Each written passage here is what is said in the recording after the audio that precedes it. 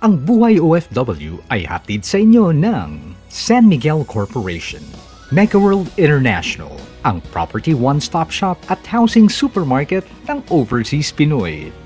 EGI, E-Ganzon Incorporated. APG, International Aviation Academy Incorporated. Simula na po ng Burr months, hindi natin mamamalayan. Maya-maya lamang ay Pasko na naman. Daragsa na naman po pauwi ang ating mga kapatid na OFW para makapiling ang kanilang mga mahal sa buhay sa espesyal na okasyon na ito. Diyan na po papasok ang Balik Mangagawa program ng ating pamahalaan. Magandang gabi po sa inyong lahat. Ako po ang inyong kapatid, Marissa del Mar. At ito ang Buhay OFW. Ngayong gabi, aalamin natin ang importansya ng Balik Mangagawa program ng ating pamahalaan. Kakamustahin natin ang magkapatid na Rayzel at Reeza na saglit na nagbakasyon mula sa kanilang trabaho sa Dubai. Ang lahat ng yan sa aming pagbabalik.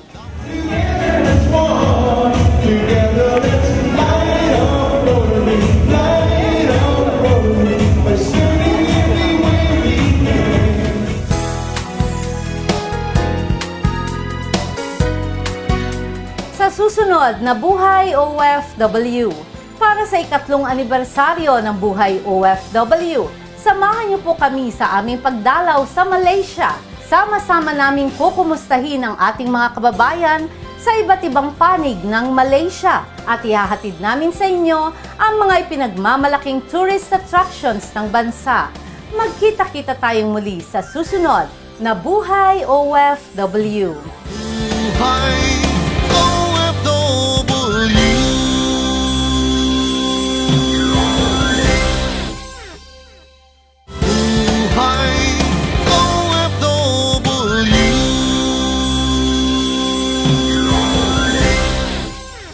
Ang Buhay OFW ay hatid sa inyo ng Megaworld International, ang property one-stop shop at housing supermarket ng Overseas Pinoy. Environment Solutions Flood Barriers, Flood Protection and Flood Management. EGI, E-Ganzon Incorporated. General Building and Engineering Construction Company, Poshum Global, The Green Company, Eco-Friendly Steel Frames. Southville International School and Colleges. EGI Resort and Hotel, Mactan, Lapu-Lapu, Cebu City.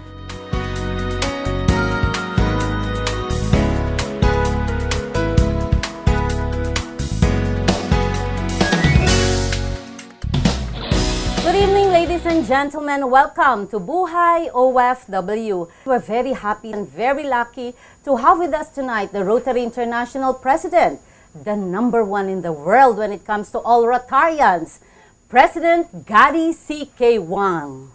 Good evening, sir. And of course, right beside our Rotary International President is our Rotary International Director, the only one, of course, the handsome guy, Guiller Tumangan. Thank you. The lovable, best governor of District 3830, none other than Governor Angelito Colona. We are here to commemorate our National Rotary Day that we had this morning at Oloy sa Don Bosco. And it was a whole day affair. Now it's time to have bonding with our family of Rotary. President Gary Huang, now that you are in the Philippines, how do you find Rotary Philippines? Are we at par with the other Rotarians all over the world? Well, mabuhay. The reason I make this trip to Philippines because the Philippine Rotarian are very active, and also because they speak not just Tagalog, they speak English, so they have no problem with communication. And during the past 50 years, Philippine Rotarian been the leading position in Asia for Rotary. And unfortunately, the past 20 years and membership here in Philippines been slowed down. So as a first Chinese president for 109 years for this organization, I want to pay more attention on Asia And also, especially in Philippines, you have so many wonderful Rotarians, and you are able to attract more new generation to join. So I'm here to participate on the Rotary Day here in Manila, and I do hope through Rotary Days activities we can invite more community friends to join Rotary, and we will have the stronger helping hand and force to help those people who need help, the places who need help. How do you assess the Philippine climate when it comes to new membership growth? Because our Rotary family is 1.2 million all over the world, and your goal is to make it 1.3 million, and the trust of our best governor, Lito Colona, is to have a new members growth. Philippines, not just they have the advantage on English speaking, but they're also very liberal, and they are very Western, and I see many strong women in power, and they are active, attractive, beautiful like you, and I'm hoping that through the issue which I emphasize, to bring spouses or partner to join Rotary, that could be very, very efficient and here in Philippines, because many of your wives or spouses, they are always participate on the Rotary program or community service project.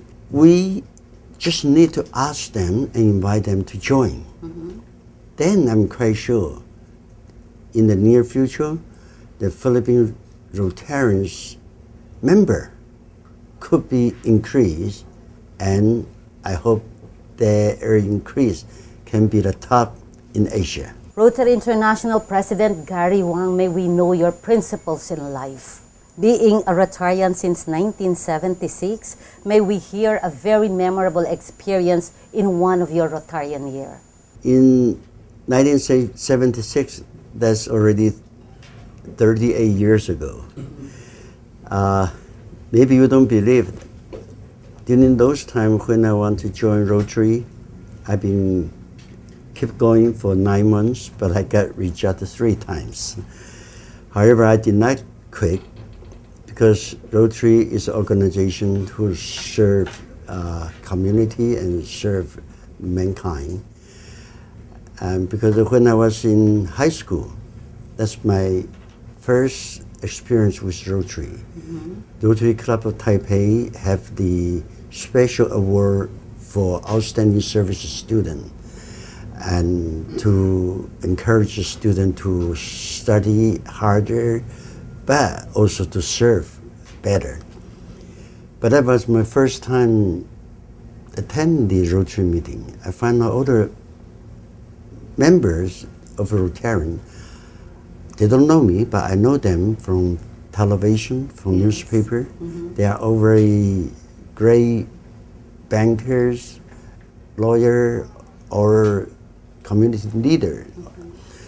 And I realized if you want to be a successful man, you need to do something to give back to this society who help you to raise. And that started that from the idea to join Rotary. But I didn't realize during that time, it's very difficult. They thought I was too young, I wasn't executive, and classification was filled. But finally, I got through all of this because I don't give up, and they give up, and then I become the youngest Rotarian in my club. And after joining, Rotary is something different. Those Rotarians, then they realize you really try hard to be a good Rotarian.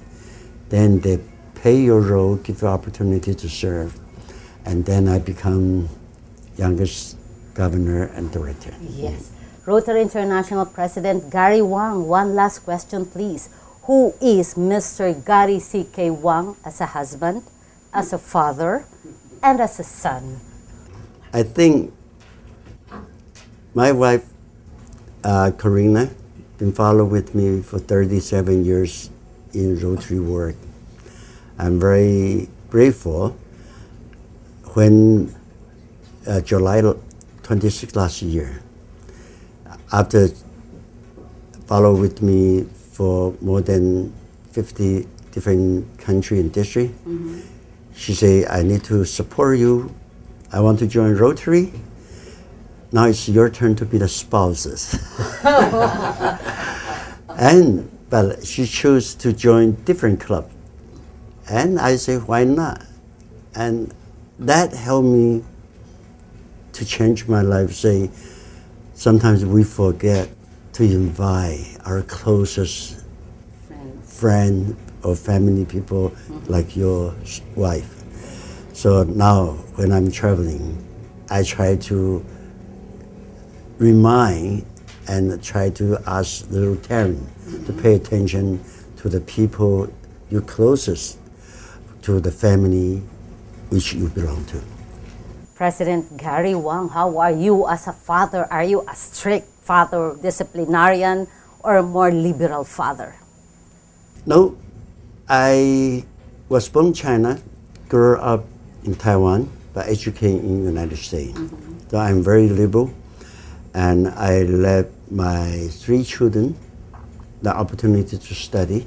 I let them study high school in Taiwan, undergraduate in the United States, graduate school in Japan. But I only know English and Chinese. Now they are better than me. So I think if we play the role for our younger generation, and when they grow up, they will play the role for their children to be. That's just exactly what Rotary is doing. We're doing for community, we're doing for our next generation, and the generation after. Being a son, are you very close to your parents? Thank you for bringing this subject. In fact, 2 days ago, I received a lifetime award from Insurance Society in Taiwan, the Republic of China. My career is insurance man. My first career is I work for Filipino company, Malang Insurance Group. So Ambassador Afonso Eugenio was my boss. So I was the president of Malang Overseas Insurance Company in Taiwan. And my father is Ambassador Eugenio's old friend, so he gave me the opportunity. I didn't want to work for my father, so I chose to work in Malaysian overseas in Taiwan. And after 15 years, I have made Malaysian overseas become the 2nd largest private company in Taiwan. And then I moved to many other different area in business. But my father was the first insurance man who took over from Japanese occupancy. But unfortunately, he passed away 12 years ago when he was 88. When I received this honor, I told people I appreciate about this recognition, but I think this award belonged to my father because he's the one who started the insurance in there. Unfortunately, and he already gone. And I think majority of people in the room, more than 3,000, they were attached and they were very very happy about. I mentioned one of the most senior person happened to be my father, and well, thank you for bringing out this. I didn't know you were. Ask me for this question. We would like to ask our Rotary International Director, Guiller Tumangan, how did Rotary change your life? Thank you, Marissa. Before I answer that, let me just go back to your previous question to our President. I said that it will be easy for him to answer because I've known him since 1993-94. Their club, the Rotary Club of Taipei, and our club, the Rotary Club Makati West, are sister club. He was the one who signed the sisterhood agreement with our club. So the span of friendship goes beyond so many. That's why I knew that he can answer it easily. Answering your question, how did Rotary change my life? You know, becoming a Rotarian is the most beautiful thing that happened to me. When I took my oath in September 29, 1988, so I can still remember, because that was the day that I changed my life to a better service. And up to this time, you have read the Philippine Rotary magazine. It's pure energy. I've been there, here and there. Immediately after, he will leave. He will be leaving on Monday morning. The following day, I'll change my the suitcase. I'll go to Copenhagen for another 8 days for another Rotary. So that's my life. Wonderful. Thank you very much, our International Director, Guiller Tumangan. Our best governor, the one and only from District 3830, Best Governor Angelito Colona. Best Governor Lito Colona, may I ask you, what is the most challenging part of being the best governor? Well, first of all, thank you, my best President, Marissa, for this press con. And, well, actually, my first agenda for this year is back to basic. Because I feel and I believe being a Rotarian since 1981, then chartered another club in 1989, I think it's becoming too complicated already as far as other Rotarians are concerned. So what I did was identify really what to do. So we have identified already, and we are concentrating that each club will be adopting a happy barangay. A barangay is a village. So each club has to adopt a barangay so that they can concentrate on what they will be doing. So they will be concentrating on the 6 areas of focus of Rotary International. So with this, I think everybody will be involved. Unlike before, when you have a medical dental mission, there will be 3, 4, or 5 people joining, after that gone. So with this, anytime, all the members of the Rotary clubs can visit, can assist, and can do just to concentrate on these 6 areas of focus. Best Governor Lito, our theme for Rotary year 2014-2015 is Light Up Rotary. What's on this theme, Light Up Rotary? As mentioned earlier, after our training at San Diego, as I mentioned to President Gary, I think all the Philippine governors were really so much Rotarized, and we are ready to go. But prior to this, 12 months before our training, I think I have prepared already this Happy Barangay. And I believe it's really fit, and I don't know that we'll be having this theme as Light Up Rotary. So, with Happy Barangay, going back to basic, then concentrate on what you'll be doing, and evaluate your previous projects. I think we are already lighting up Rotary. Best Governor Lito Colona, may we hear a message from you? And after this, our Rotary International President, Gary C.K. Huang, is leaving and flying to all the different countries. What is the message to our fellow Rotarians all over the world? Well, to the fellow Rotarians in the world, actually, first, I'm very thankful to our President, Gary C.K. Huang, and our RI Director for doing the National Rotary Day in the Philippines. And I believe what happened this morning, I can see the faces of the Rotary Community Corps, the Rotarians, and my best presidents. They were so happy on the results of this National Rotary Day.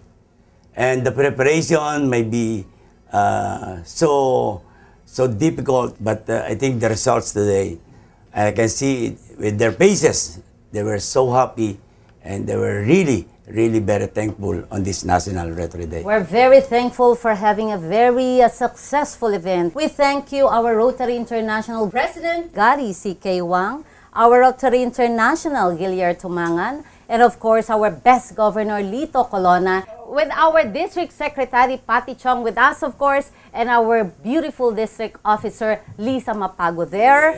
Yeah. I would like to thank our past District Governor, Ed Tumangan, of course. God bless you all.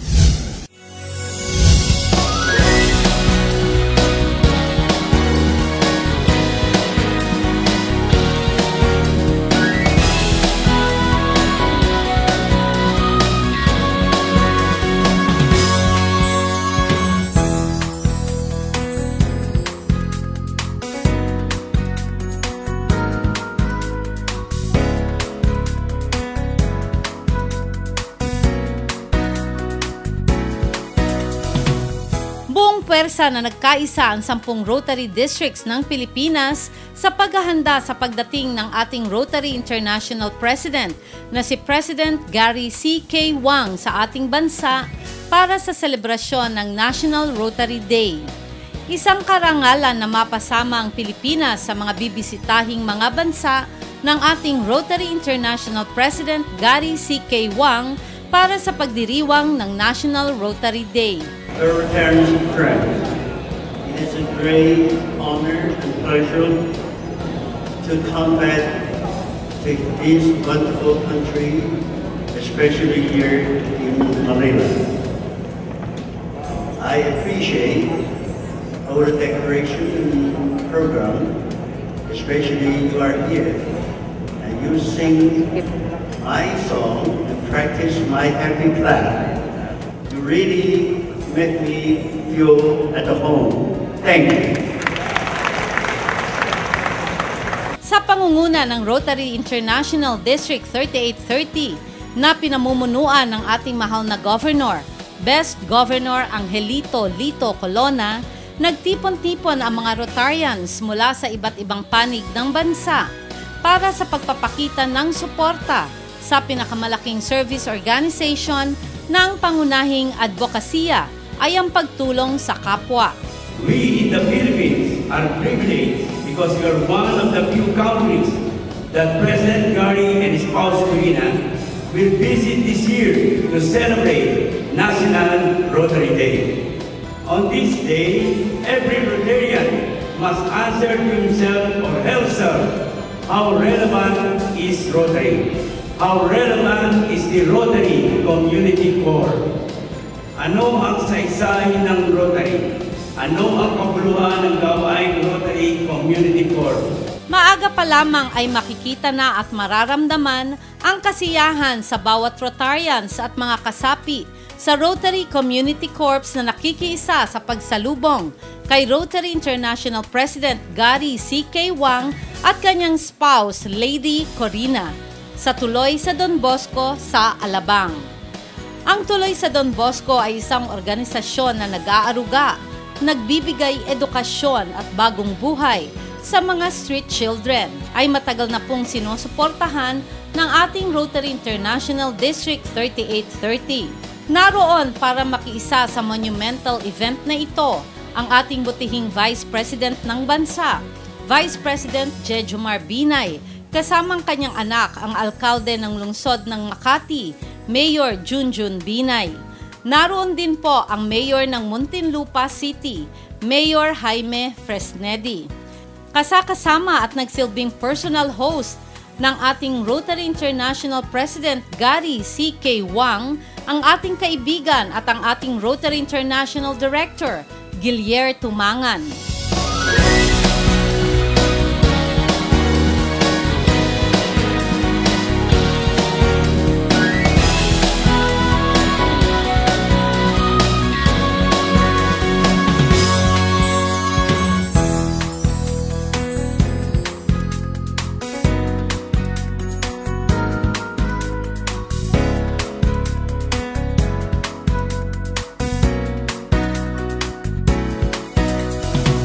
Kinagabihan, isang memorable evening with RI President Gary at isang dinner at mass induction ang ginanap sa Sofitel Philippine Plaza Hotel na dinaluhan ng halos 2,000 Rotarians all over the world.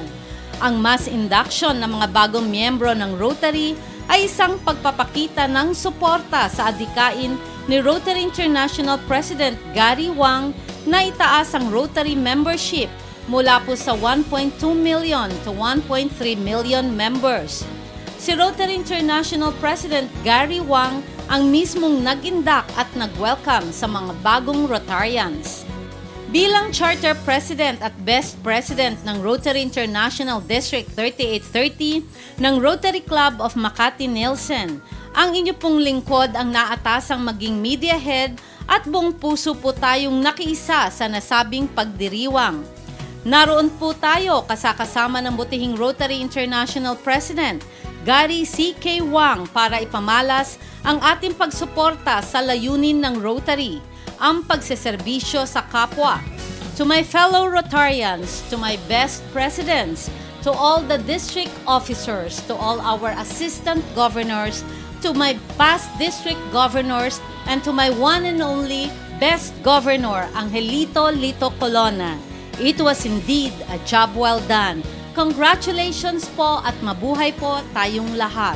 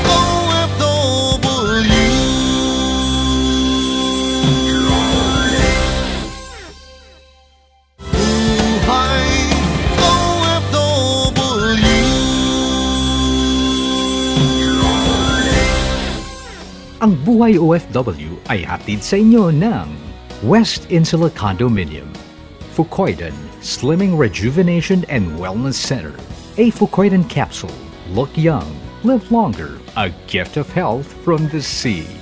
The Malaya Business Insight, EGI Pamulindawen Hotel, Lawag City. Naaalala niyo po ba si Reeza Saluta? Sumulat siya sa atin para i-nominate ang kanyang ate Rayzel sa ating Buhay OFW, Mr. and Miss Citizens of the World. Pero dahil sa nakaalis na din siya, bago pa ginanap ang nasabing okasyon, ang kanilang ina na si Esperanza ang dumalo para kay Rayzel.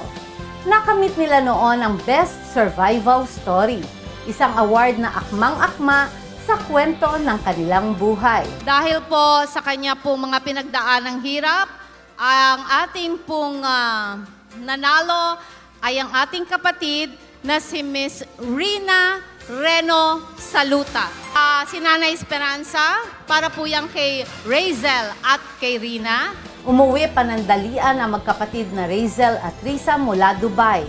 Sinamantala ng Buhay OFW ang pagkakataon na makamusta si Reeza at makilala si Rayzel.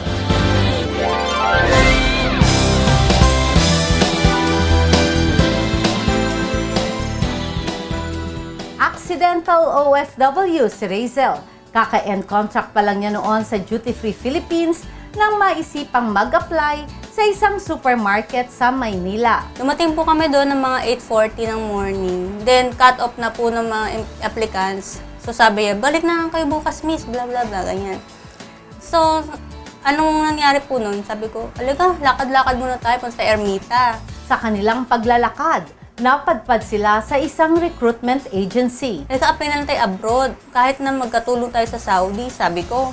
Tamang-tama naman at naghahanap ang agency ng mga manggagawa para sa duty-free Dubai. Makalipas ang ilang araw, ay nakatanggap siya ng tawag para sa kanyang final interview sa employer. Ito na yun. Tapos ko, ito naman si mama. Hiningan ko ng pamasahe ng time na yun.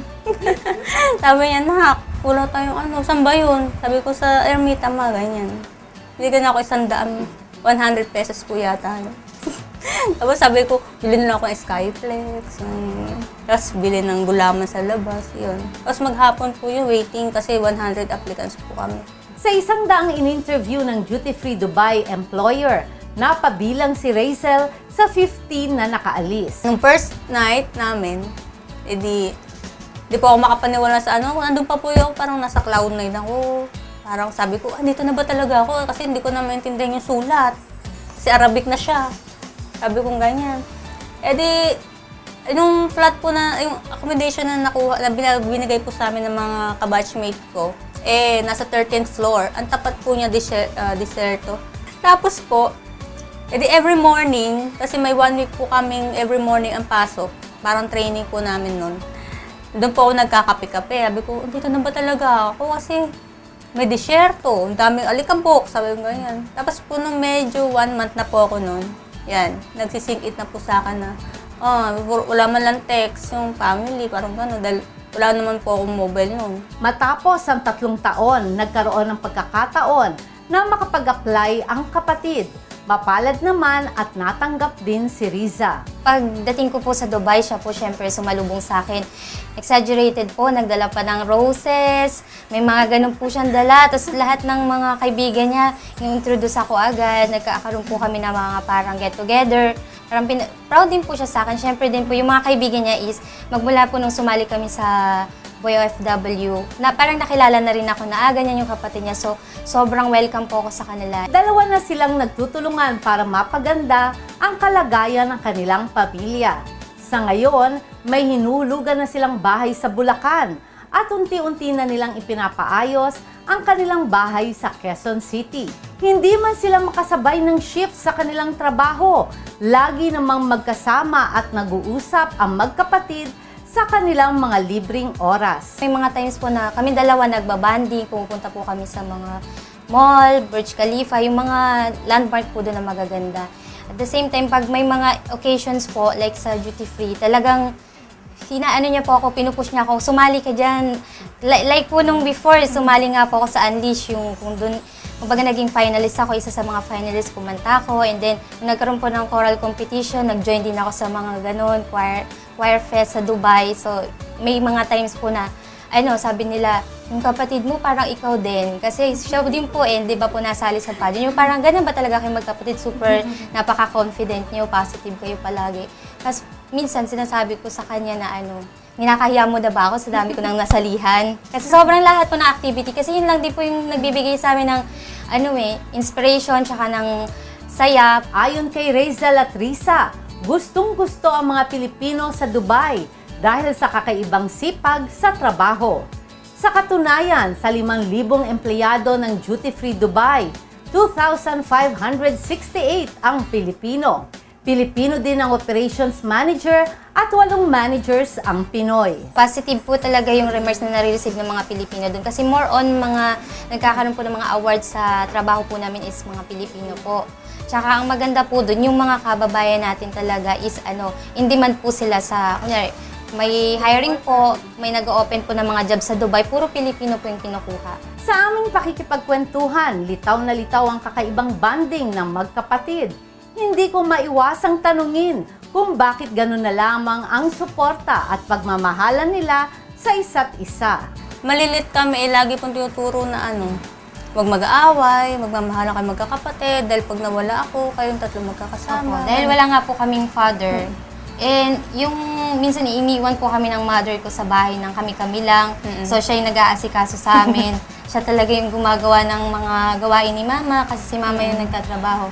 So from then on po talagang yung bonding namin is super intact po talaga. Habang lumalaki po kasi kami, hindi naman po kami pinaampon ni mama eh. Yun lang pong kagandahan sa amin. Kahit naghihirap kami, hindi po kami pinamigay kung kani-kanino. Kaya yung relationship po namin talagang solid.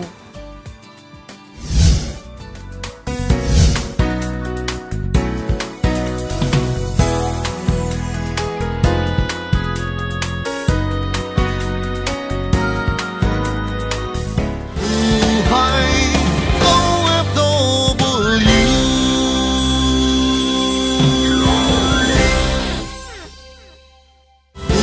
Buhay OFW.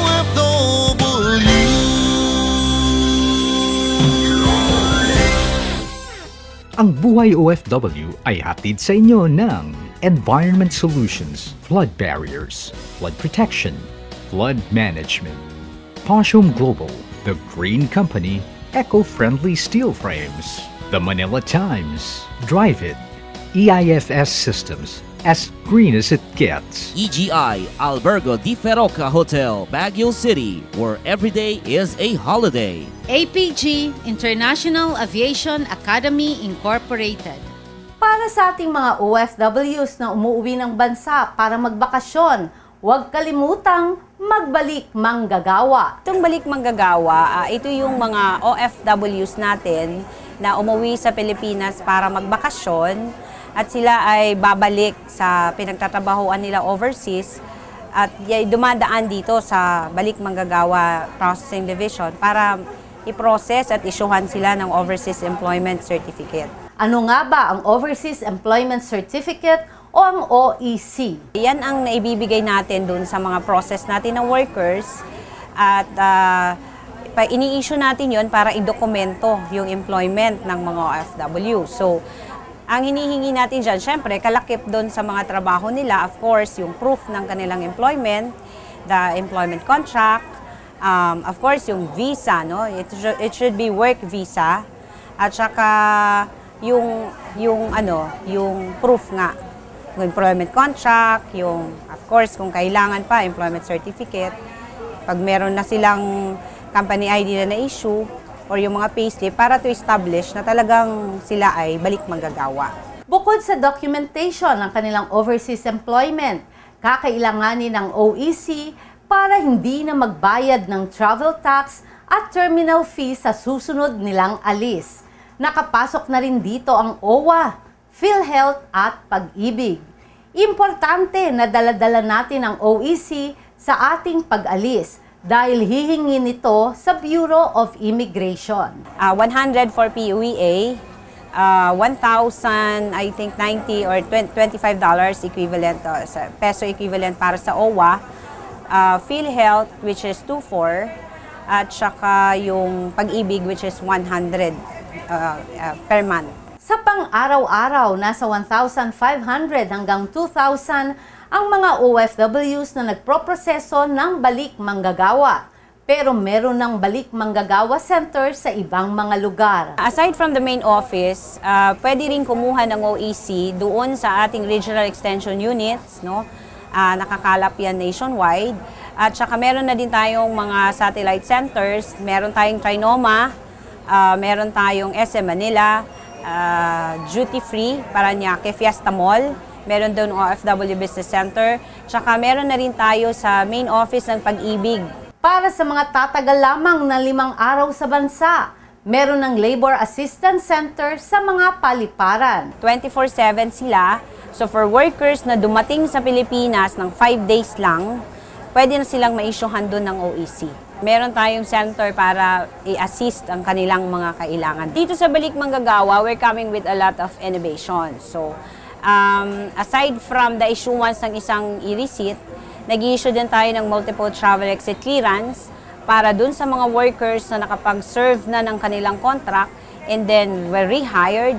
So, binibigyan natin sila if the contract allows it as many as they need, no? Like for example, offshore workers. So, kasama yan dyan yung mga flight attendants. Actually, it already applies to all workers except yung household service workers. Buhay OFW.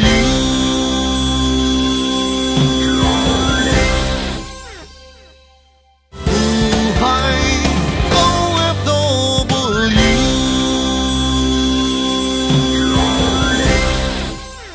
Ang Buhay OFW ay hatid sa inyo ng San Miguel Corporation, Drive It, EIFS Systems, as green as it gets, a Fucoidan capsule, look young, live longer, a gift of health from the sea, Southville International School and Colleges. Sa susunod na Buhay OFW, para sa ikatlong anibersaryo ng Buhay OFW, samahan niyo po kami sa aming pagdalaw sa Malaysia.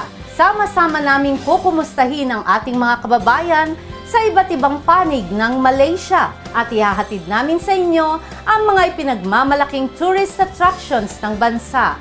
Magkita-kita tayong muli sa susunod na Buhay OFW. Ang Buhay OFW po ay handang magbigay impormasyon at serbisyo anumang oras, anumang araw. Ako po ang inyong kapatid na handang maglingkod, Marissa del Mar, kakampi, kaibigan at kapatid ng mga manggagawang Pilipino sa buong mundo. Ito ang Buhay OFW.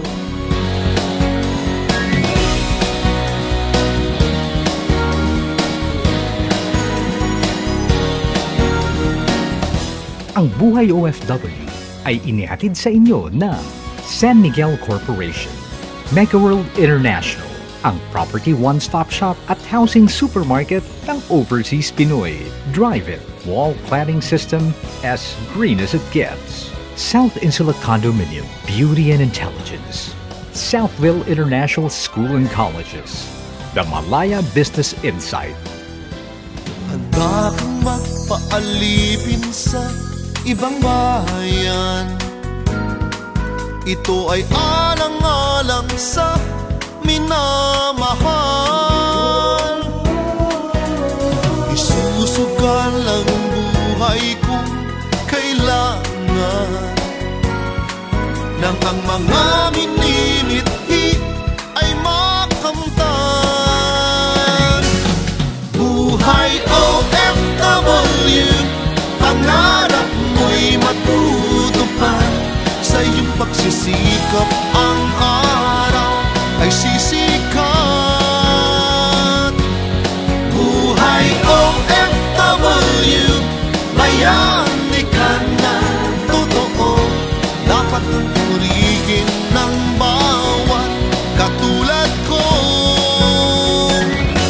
Pilipino. Ate kuya, inay, itay, kapatid at kaibigan,